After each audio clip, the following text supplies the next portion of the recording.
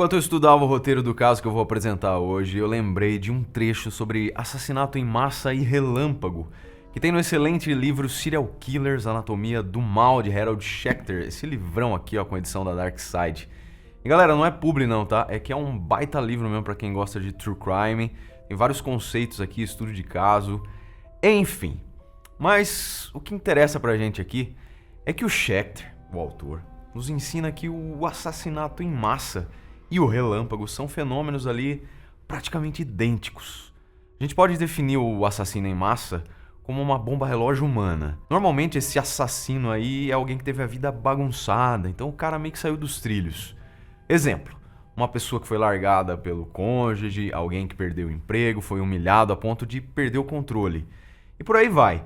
Então, a sensação, com essa sensação de fracasso, a pessoa explode numa fúria devastadora. Já o assassino relâmpago, por sua vez, é alguém amargurado, alienado, desconectado da sociedade, por assim dizer.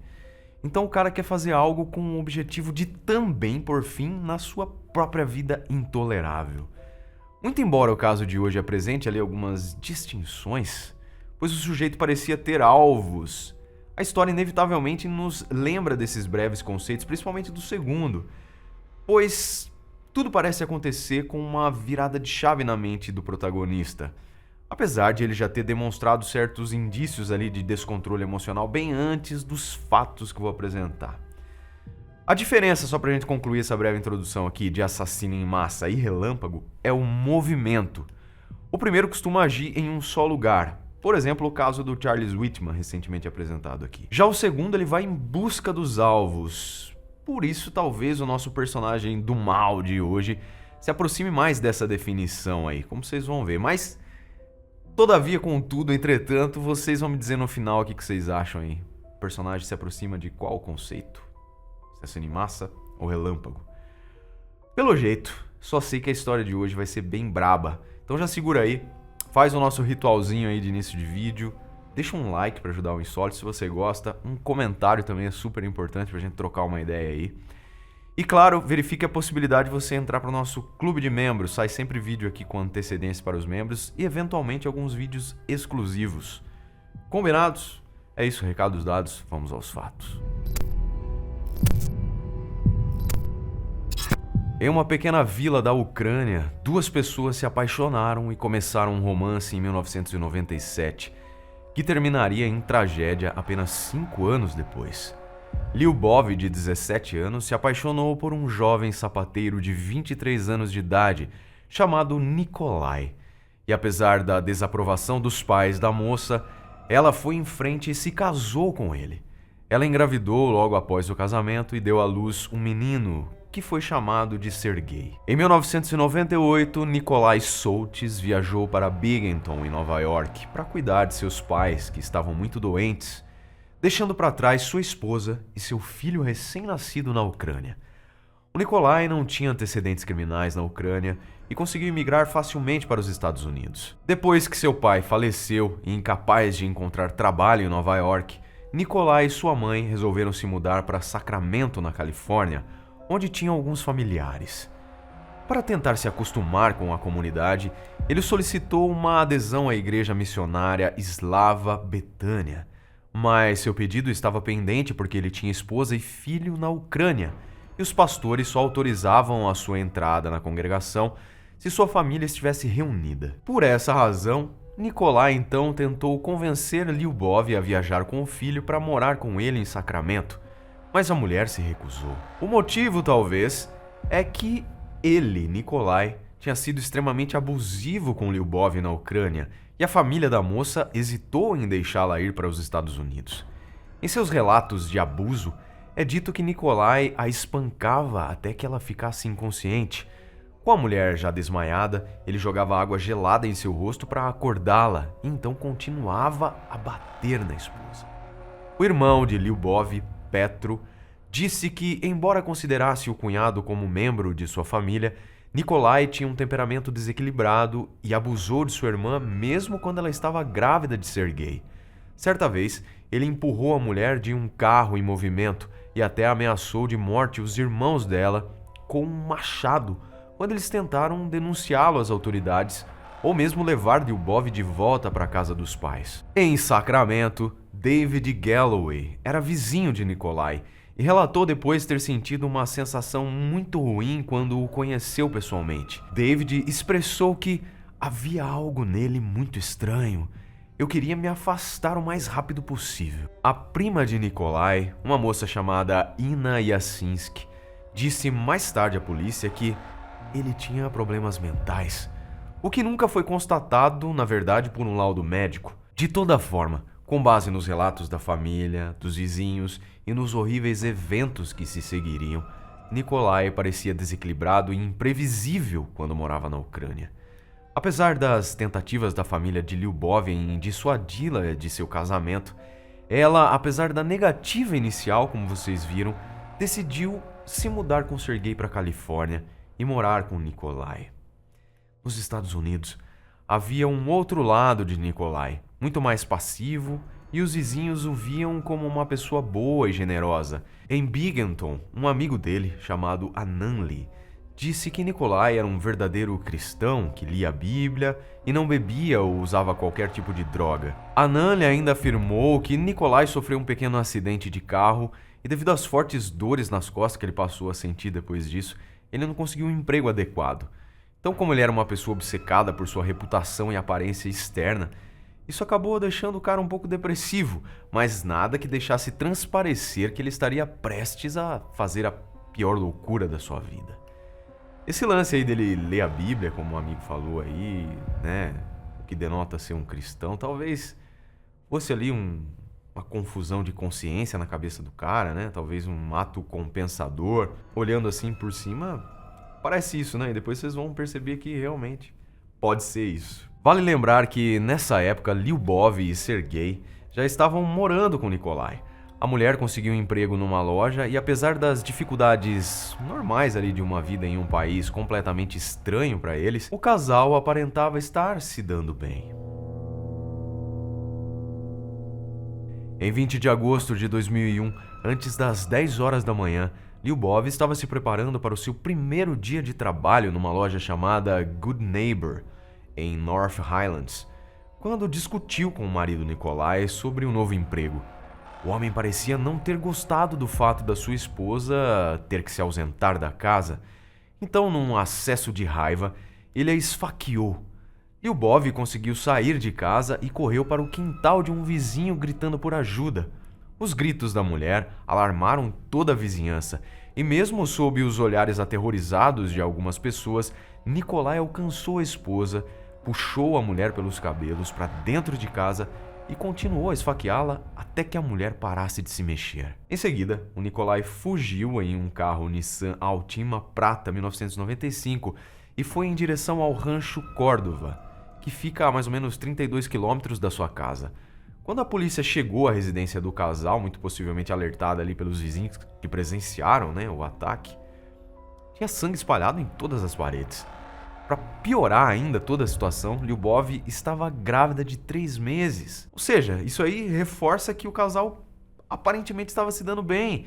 E se você conjugar aí com a situação do cara lendo a Bíblia, talvez frequentando igreja, perceba que ele estava querendo compensar o maligno que já estava dentro dele ali. Só pode ser isso, né? Mas enfim, a próxima parada que o Nikolai fez, depois que ele fugiu lá com o carro, foi na casa de alguns tios, Peter e Galina Kukarski, onde tinha morado alguns meses antes. A casa tinha 2 andares. Embaixo morava o casal de idosos e no andar de cima seus 2 filhos, ou seja, os primos de Nikolai com as respectivas famílias. O piso superior tinha sido convertido em 2 pequenos apartamentos. Depois de desferir vários golpes de faca nos tios no andar de baixo, ele subiu e lá já no primeiro apartamento estava sua prima, Ina Yasinski, com suas 3 filhas gêmeas de 9 anos, chamadas Tatiana e Galina, e outra filha mais nova chamada Victoria. O marido dela não estava em casa. Sem dizer uma só palavra, ele as atacou, mas de alguma forma a Tatiana conseguiu puxar a sua irmã e as duas fugiram de casa em busca de ajuda. Enquanto isso, Ina, muito ferida, se fingiu de morta enquanto Nikolai saiu. Então aí ela ligou para a emergência. Era por volta das 10h30 da manhã quando isso aconteceu. Em seguida, o homem enfurecido caminhou alguns metros para o outro apartamento, onde morava seu outro primo, que também não estava em casa, apenas a esposa dele e o filho Dmitry. Ambos foram atacados por Nikolai. Enquanto a mulher gritava desesperadamente por ajuda, Nikolai parou por alguns segundos, olhou para cima como se soubesse onde estava e foi embora. Por volta das 11 horas da manhã, os policiais chegaram. Eles encontraram 4 crianças e 2 mulheres sangrando do lado de fora da casa, além de 2 idosos mortos dentro da residência. Dmitry morreu nos braços da mãe e Tatiana morreu a caminho do hospital. Todos foram esfaqueados e tiveram suas gargantas cortadas. O crime foi incompreensível para os vizinhos da área que viam Nikolai frequentemente dando presentes para os seus primos quando ele morava lá e parecia adorar as crianças. Nikolai fugiu do local e dirigiu até a casa de sua mãe em Citrus Heights. Seu filho de 3 anos, o Sergei, estava sendo cuidado por sua mãe naquele dia e quando ele chegou, sua mãe inicialmente disse que não viu nada de errado ou incomum nele, mas depois sua história foi questionada devido ao fato de Nikolai estar coberto de sangue. De toda forma, a mãe o deixou sair com o pequeno Sergei em seu carro. Nikolai foi visto pela última vez às 20 horas daquele dia em uma oficina de carros. Já em 21 de agosto, a polícia encontrou o Nissan Altima abandonado com 2 fotos da família, uma das quais era Sergei no colo de sua mãe Lyubov, no porta-luvas do carro. Havia notas manuscritas em russo no verso das fotos que a mãe de Nikolai traduziu para a polícia. A polícia estava esperançosa de recuperar Sergei com segurança, mas em uma das notas havia instruções sobre onde encontrar o corpo do pequeno menino. Em um descampado no condado de Placer, perto de uma torre. A outra nota justificava que sua onda de assassinatos foi causada por parentes falando sobre seus assuntos particulares e envenenando-o com suas palavras. Nikolai também teria ficado furioso porque a família da Lyubov tinha acusado ele, de repetidos abusos domésticos na Ucrânia. Então ele perdeu a cabeça quando sua esposa, grávida, começou a trabalhar. Não houve menção do motivo dele estar chateado com o trabalho dela, mas podemos especular que sua raiva estava profundamente enraizada em seu ego frágil e na necessidade de controlar sua esposa. Para ele, qualquer independência que Lyubov ganhasse seria uma ameaça à sua reputação como homem. A polícia imediatamente foi procurar por Sergei no local indicado lá no verso das fotos e infelizmente encontrou mesmo o corpo sem vida do garotinho, que foi esfaqueado várias vezes. O corpo também tinha sinais de hematomas consistentes com abuso físico, de acordo com o escritório do legista. Ele foi encontrado em uma caixa de papelão grande o suficiente para, como foi descrito, caber uma TV grande, com brinquedos que estavam dentro ali. Muito provavelmente esses brinquedos aí foram usados para convencer a criança a entrar na caixa, onde ela acabou sendo atacada. A caixa foi encontrada perto de uma pilha de lixo sob uma torre. No local também foram encontradas pegadas de adulto e de criança. No dia seguinte, a polícia passou a vigiar a mãe de Nikolai, na esperança de que ele entrasse em contato com essa senhora aí, e outros 14 membros da família Soltz também foram colocados em custódia protetora pela polícia em um hotel não revelado, para protegê-los de futuros ataques. Em 23 de agosto, Nikolai estava na lista dos 10 mais procurados do FBI, com uma recompensa de $70 mil por sua captura. Em 26 de agosto, Galina, Peter, Tatiana, Dmitry, Lyubov e Soltz foram enterrados em Sacramento em 5 caixões brancos. Já em 30 de agosto, no 10º dia de sua fuga e vigilância na casa da mãe de Nikolai, uma ligação foi feita para a polícia às 6h30 da manhã. Um vizinho disse que viu Nikolai escondido debaixo de uma mesa no quintal. A polícia não encontrou nada, mas deu à mulher um telefone de emergência caso ele aparecesse novamente. Assim que escureceu, a mãe de Nikolai o viu entrando numa casa abandonada que ficava em um terreno baldio ali perto da sua casa, então ela ligou para a polícia imediatamente. Quando a polícia chegou, ele não esboçou reação e se entregou pacificamente, não demonstrando sinais de remorso. Nikolai foi encontrado com uma mochila contendo um descascador de batatas e uma faca que a polícia suspeitava ter sido usada nos assassinatos. Já no dia 5 de setembro, ele foi indiciado pelo Tribunal Superior do Condado de Sacramento. No final de novembro, enquanto aguardava o julgamento, ele foi internado numa unidade hospitalar por 17 dias, pois ele tentou pular do 2º andar de sua cela, quebrando assim o calcanhar em 3 lugares. Seu advogado alegou insanidade, afirmando que ele tinha problemas respiratórios e sofria de dores de cabeça debilitantes quando jovem. Como cresceu em uma parte da Ucrânia que não estava muito longe da usina nuclear de Chernobyl, que falhou acidentalmente em 26 de abril de 86, o advogado tentou provar que ele não era normal devido aos efeitos da radiação. Eita, nós, né? Cada uma. A alegação de insanidade foi refutada por um psiquiatra e o seu advogado passou a usar diversos artifícios legais.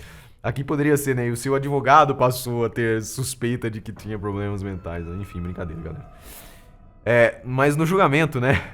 No dia 10 de fevereiro de 2002, ele finalmente foi levado ao júri, chegando ao tribunal numa cadeira de rodas, porque mais uma vez ele tentou pular da varanda da prisão e acabou tendo vários ossos quebrados. Mas o juiz resolveu, por alguma razão, adiar a audiência para o dia 13 de fevereiro. Só que, quando os caras chegaram na cela para buscar o Nikolai para o julgamento, ele estava morto, pois tinha cometido, suicídio por enforcamento. Nenhuma nota foi deixada. E assim, nós encerramos esse caso lamentável, né? Com algumas pitadas aí para variar no julgamento de pastelão dramático, né? Mas se vocês lembram lá dos conceitos que eu falei do livrão aqui, ó. Serial Killers, Anatomia do Mal, deixa aí pra mim nos comentários. O Darkseid, de nada. Galera, é isso aí. Muito obrigado pela sua participação aqui no canal. Agradeço imensamente a sua companhia. Espero vê-los no próximo episódio.